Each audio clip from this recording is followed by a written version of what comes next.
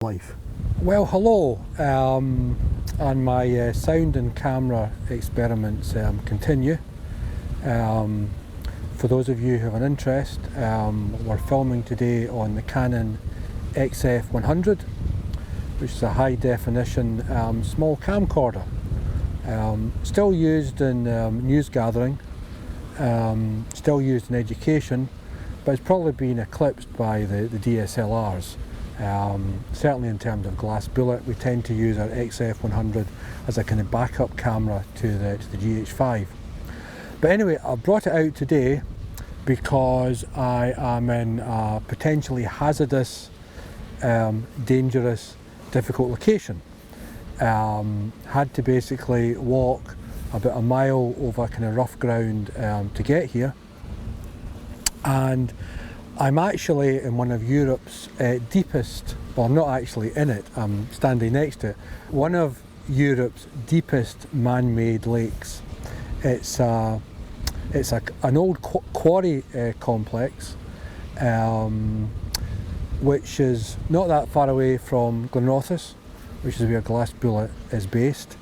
It's a kind of secret location. It's not really secret as such, but it's kind of difficult to find. We used it in Legend of Black Diamond back in 2010, 2011. I only found it because I was kind of curious as I drove on the road nearby as to, there seemed to be kind of mounds of earth in the background. And I was also quite taken by what looked like to be a kind of old metallic structure, like the kind of windmills you used to see in the Wild West. So back in 2010 I basically investigated and found an amazing location which had miles of rough terrain, which straight away I knew would double for kind of western terrain, which would double for the planet in a science fiction movie. It's got a railway line running through it, it's got a tunnel, it's got abandoned metallic structures which kind of blow in the wind and make amazing noises. And it has this amazing stretch of water which could be put to tourist potential. The potential here is massive. I do realise it's dangerous, I do realise that people have drowned here, I do realise that cars have basically kind of been tipped off the cliffs into this quarry, and I dare say a few gangsters have probably dumped a few bodies in here over the years. But on a day like today, it's quite a nice stretch of water.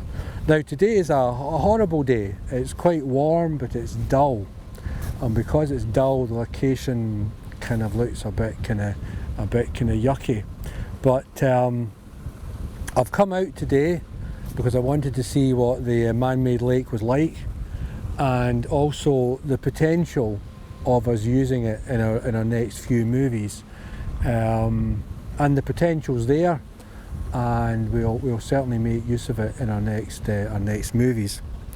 If you're hearing a whirling noise, the place is surrounded by big giant wind turbines, which make a horrible noise. And from a filmmaker's point of view, they really spoil what was in the days of Legend a fantastic location. So I realise that we're all into renewables and all the rest of it, and ironically I'm probably standing on top of hundreds of years worth of coal, but that's another argument. But certainly from a filmmaking point of view, they're kind of horrible. So I could only film in the areas with the wind turbines if either we ignored them or removed them or built them into the script. But that's the one thing spoiling this location, and I'm so glad we got here 9 years ago before these things were put in, because otherwise it's very possible we probably wouldn't have used it in Legend. Yeah. It's now getting really windy, so interesting to see how the sound's picking up on this one. I'm also self-shooting this, I should add, so there's no crew. It's just me, wireless microphone, and the camera. So I've had to kind of refocus and turn the screen around and all the rest of it. So, getting quite windy now. Laura says don't get too close to the edge. I am actually quite close to the edge, but if I fell, I would actually fall into grassland. I'm still quite a distance from falling into Europe's deepest man-made lake. So probably the most dangerous thing that happened today was when I drove up, I met an old sheep farmer, and he was very keen to chat. He's probably not seen a great deal of people during lockdown, but I was very aware, probably because of his age, that he kept coming quite close to me to speak, and I kept kind of backing off, and every time I backed off he then came quite close. So I suppose it's a result of coronavirus. We now have a kind of natural anxiety whenever kind of strangers speak to us. We were outside, and I did kind of tend to put my face down. I don't know how much protection that offered me, but it's funny how these things play in your mind. You know, you meet a stranger and he comes quite close to you, and he's talking away for probably about 15 minutes, and you think to yourself, I wonder if any of his breath went down into my lungs. So I suppose we all deal with these kind of anxieties.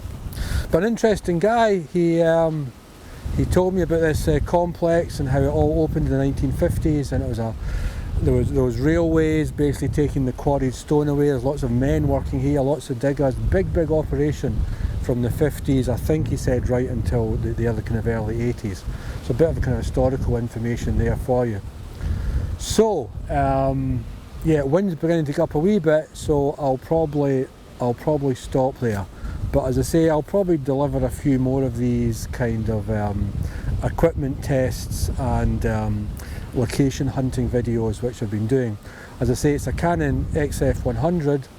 The sound system I've got is a Sennheiser. Basically, I've got a tie clip microphone linked into a receiver, which is now getting really windy. So I'll be interested to know how this sound turns out.